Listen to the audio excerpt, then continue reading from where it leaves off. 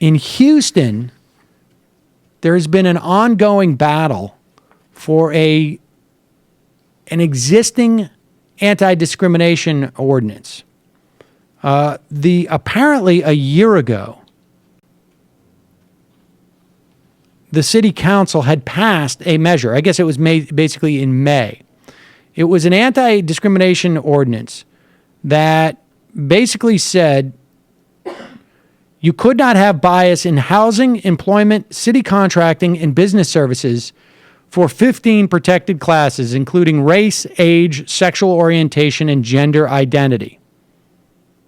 I imagine religion's in there, a couple others. Apparently, after the city council passed it in May, it was involved in a lengthy court fight. It put the matter to referendum.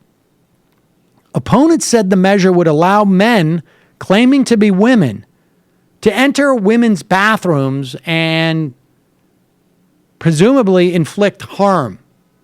Now, I found one case in Canada a couple of years ago where a guy claimed to be a transgender woman and had gone into bathrooms and had serially molested women and I think a minor in the bathroom. But there's also tens of thousands, probably hundreds of thousands, maybe millions of cases of fake transgender women molesting other women and children. And so the idea that this is actually sort of something that this ordinance could have turned on is just bizarre, but for the fact that this is Houston. So sadly, the bigotry won out in Houston. It was a pretty acrimonious fight. And I don't know what happens next. It was the Houston Equal Rights Ordinance, and it failed. Opponents of the measure claimed that the ordinance had nothing to do with discrimination and was about the mayor's gay agenda being forced on the city. Apparently, the mayor is the largest.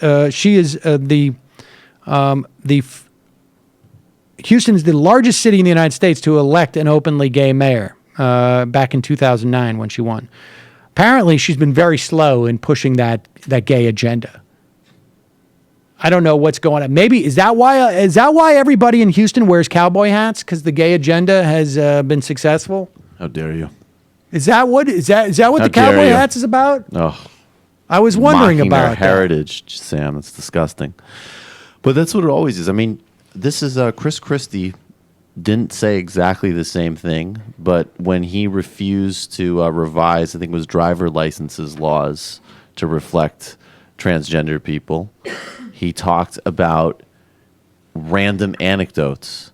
Or Mike Huckabee made that ridiculous comment a couple of months ago about, well, what's going to happen is that boys are just going to go into girls' locker rooms because they want to, and they're going to say they're women in order to do it. And that's how they make policy. They make policy off of anecdote and bigotry. It really is amazing, just sort of like you compare this to the argument 10 years ago that, well, you can't have the military. You can have gays in the military because they'll be in the same shower. Right.